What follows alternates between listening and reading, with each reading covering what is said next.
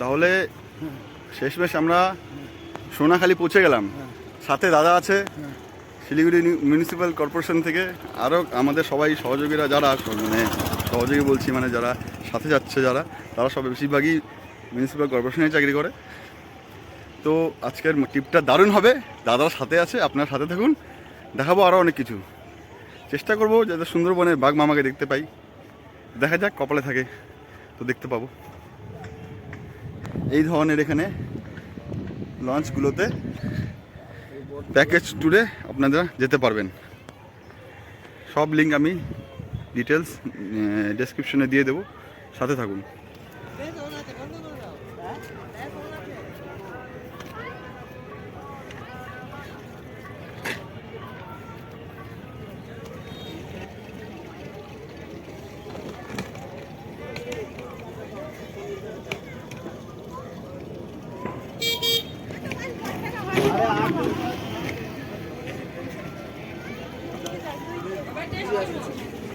রসগোল্লাটার size দিতে আসো এদিকে। এদিকে আসো তুমি।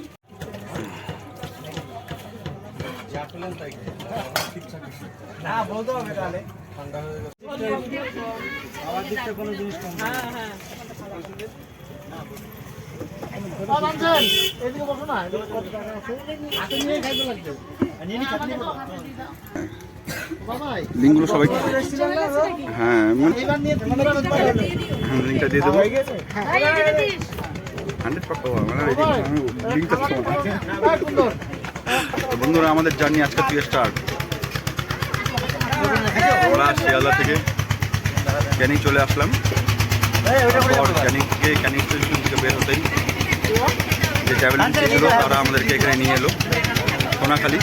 এখান থেকে আমাদের এই লঞ্চেই খাওয়ার ব্যবস্থা, সকালে ব্রেকফাস্ট ছিল পুরি, একটা আলু, তারপর একটা মিষ্টি, চাইলে করে তারা আলু দিচ্ছে, খেয়ে কোনো অসুবিধা নেই। তাদের পরিবেশন খুব দারুণ, দেখতে থাকুন, আরও কিছু অনেক চেষ্টা করবো।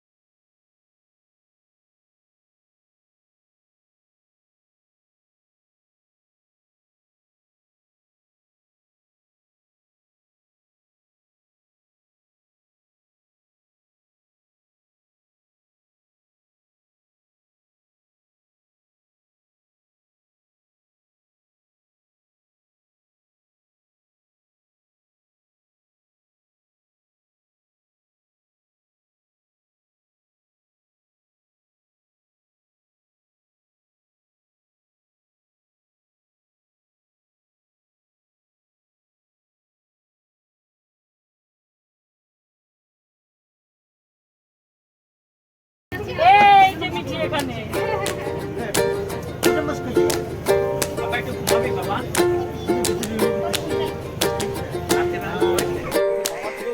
আমরা এসে পৌঁছালাম গোসাবা। এখানে লঞ্চ দাঁড়িয়ে পড়লো, আমরা সবাই একে একে সবাই এখানে নেমে পড়লাম জায়গা ঘোরার জন্য। তো তোমাদের সাথে নিয়ে, দাদা দিদিদের সাথে নিয়ে একসাথে ঘুরতে বেরোলাম, সবাই আছি, সাথে থেকে সবাই দেখাচ্ছি নেক্সট আগে কী হয়। আমরা আগে গিয়ে চললাম গোসাবার নামার পর কোনগুলো স্পট আছে সেগুলো দেখার জন্য। খুবই গরম এখানে, আমরা শিলিগুড়িতে এতটা গরম নেই, এখানে দারুণ গরম। তো চলো দেখা যাক কী কী আমরা দেখতে পারি, নতুন প্লেস, নতুন তোমাদেরকে দেখাতে পারি। আমরা আস্তে আস্তে গোসাবার এই মার্কেট দিয়ে আগে চলে যাচ্ছি। মার্কেটটা আমাদের শিলিগুড়ির সে হংকং মার্কেটের মতনই লাগছে দেখতে অনেকটা আর কি, ঠাট্টা করলাম।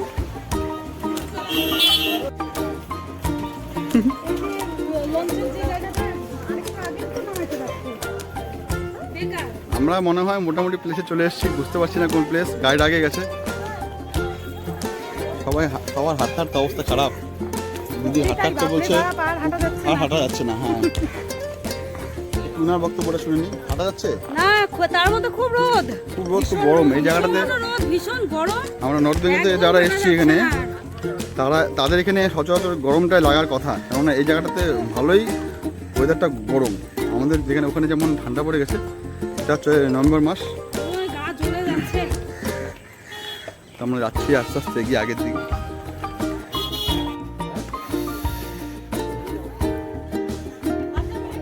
চলে আসলাম গোসাবার এমন এক জায়গায় যেখানে রবীন্দ্রনাথ ঠাকুর আমাদের এখানে এসেছিলেন।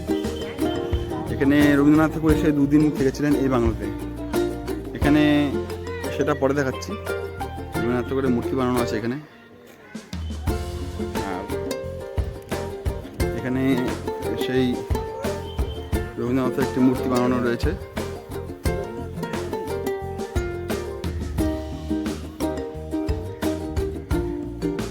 এই মূর্তিটা বানানো রয়েছে 23শে ফেব্রুয়ারি 2014 এখানে এটা স্থাপিত হয়েছিল মূর্তিটা, শিল্পী অমিত সাই। এবার বাংলাটা একবার ঘুরিয়ে দেখেছি আপনাদেরকে।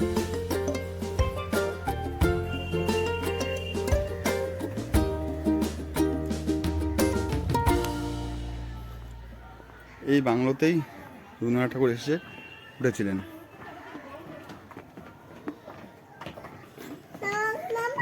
এটা বেগুন সাহেবের বাংলো, রবীন্দ্রনাথের। এই হচ্ছে সেই বাংলো, সেই পুরনো বাংলো, কাঠের বাংলো, একটা আমেজ রয়েছে এখানে।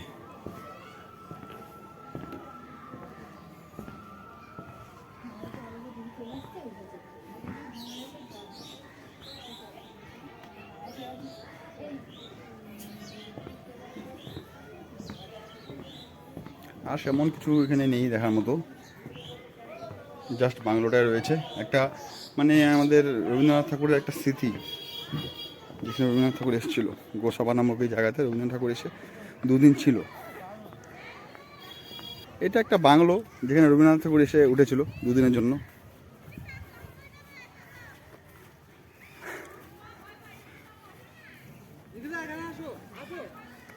আর তেমন কিছু নেই, জাস্ট এখানে বসার মতন একটা জায়গা রয়েছে, অনেকে সেখানে বসে রয়েছে, কচি কাচার দল। দাদার এখানে রেস্ট করছে, দাদার বৌদি। পেছনে একটা ছোট্ট পুকুরের মতন রয়েছে, অবশ্যই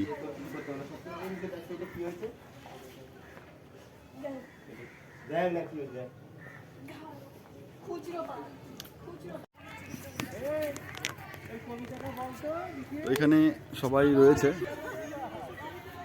এখানে একসাথে সবাই সময় কাটাচ্ছে ফ্যামিলি নিয়ে। জায়গাটা সত্যি খুব সুন্দর। পিছনে একটা গৌতম বুদ্ধের ছবি রয়েছে, ছবি না সরি, পিছনে গৌতম বুদ্ধের একটা মূর্তির বানানো রয়েছে। বিভিন্ন জায়গাটা সুন্দর, জায়গাটাতে বেশি কিছু দেখার নেই, কিন্তু রবীন্দ্রনাথ ঠাকুর এসে এখানে ছিল 2 দিন, সেটাই একটা মানে এখানে ঐতিহাসিক একটা প্লেস হয়ে গেছে। তো সেই জন্য আর কি এই জায়গাটাতে সবাই গোসাবাতে আসলে পরে দেখা মানে ঘুরতে আসে, দেখতে আসে।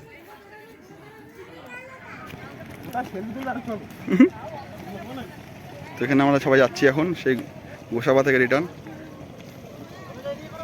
আবার সেই নৌকা আমাদেরকে নিতে চলে এসছে, আমাদের লঞ্চ। তো আবার যাচ্ছি নৌকাতে, আবার পাখির আলোয় বলে একটা জায়গা আছে, সেখানে যাব। সেখানে গিয়ে বিভিন্ন রকম এক্সপিরিয়েন্স হবে, দেখি কী হয়। হ্যাঁ, দেখে নিছি।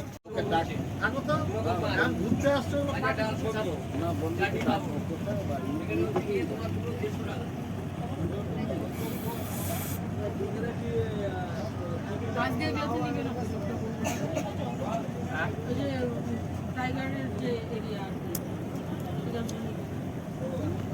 কালকে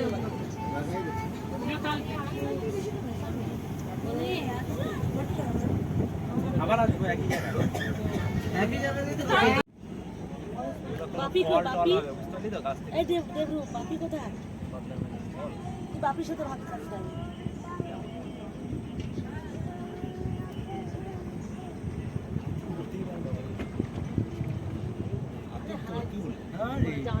ঢালু না এ খাদি দিন উঠে পড়া এই garden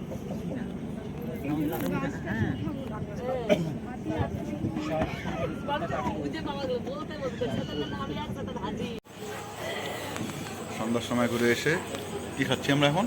chicken pakora coffee. Coffee, chicken pakora and coffee. Coffee, চা, যা যেটা পছন্দ সেটা খাচ্ছি।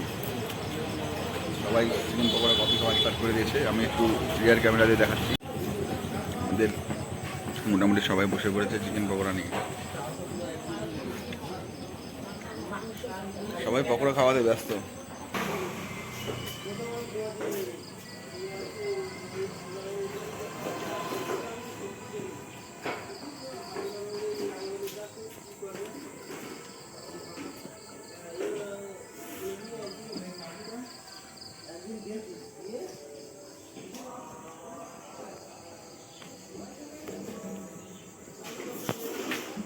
বাপি খালি wild life sanctuary, Sundarban tiger reserve.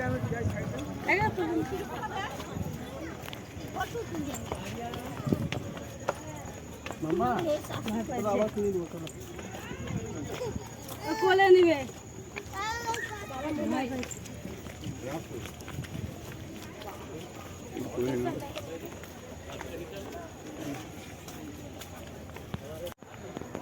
Day 2 Sundarban, জমজমাট ভিড়।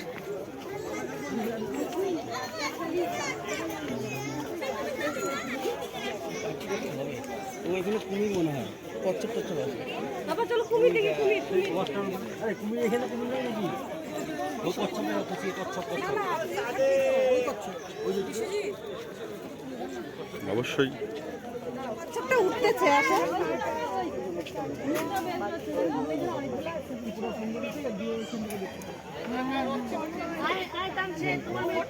ডুবে গেল।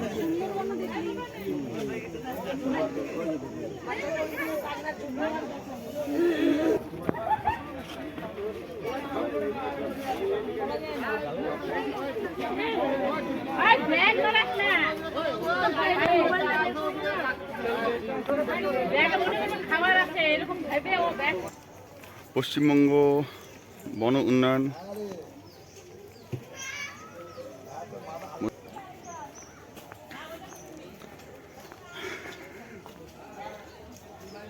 এটা হলো গোসাবা পাখিরালয়, যেখানে কালকে ঘোরা হয়নি, আজকে চলে আসলাম আমরা সকাল সকাল। তার জন্য এই আপনাদেরকে বাঘ দেখাচ্ছি। এখানে একটা বাঘ দেখা যাচ্ছে, এই দেখুন। অবশ্য বাঘটা জ্যান্ত নয়, জাস্ট শো পিস। সুন্দরী গাছ, সুন্দরবনের সুন্দরী গাছ, এটাই সুন্দরী গাছ। সুন্দরবনের যার জন্য নাম হয়েছে, এই হলো সেই। গাইস এটা হলো সুন্দরী গাছ। এটা এই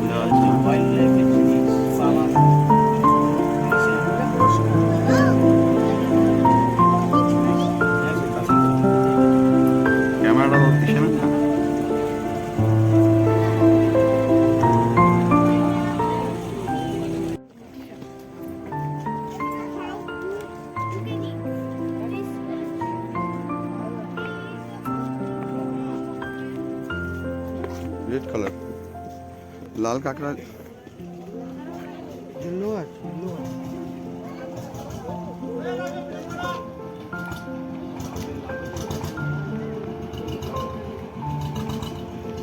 বোঝা যাচ্ছে না।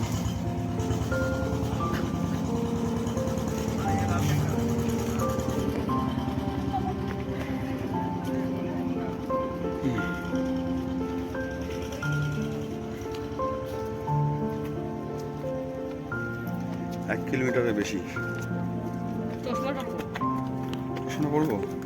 এই তো চোখের আমার হবে না, চোখের অবস্থা খারাপ হয়ে আসো।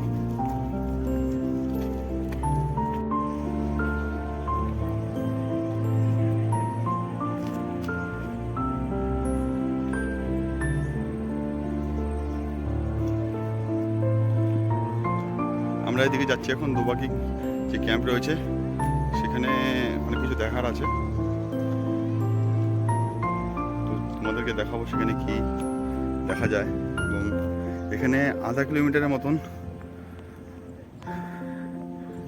র্যাম্প ওয়াকিং আছে, মানে দু সাইডে জঙ্গল আর মাঝখান থেকে একটা রাস্তা করে দেওয়া হয়েছে টুরিস্টদের জন্য। দেখাচ্ছে সেগুলো। এখানে একটা হরিণ দেখা যাচ্ছে। এরকম আছে হরিণ, ডাল থেকে ভালো দেখাই যাচ্ছে না। এটাকে যেন কি হরিণ বলে? আম্বার।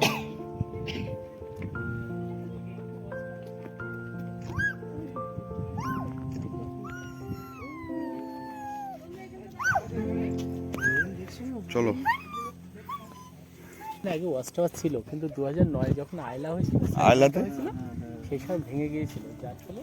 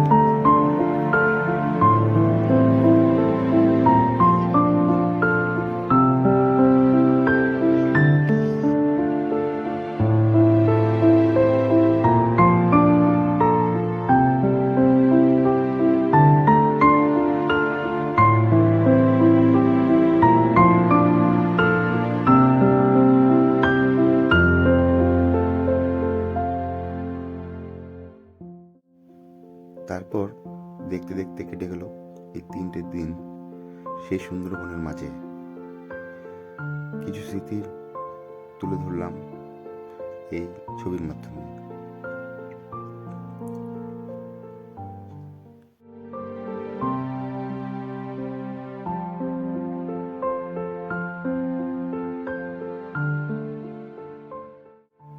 তাহলে বন্ধুরা, তোমরা সবাই ভালো থেকো। আবারও চলে আসবে এভাবেই, ঠিক এভাবেই।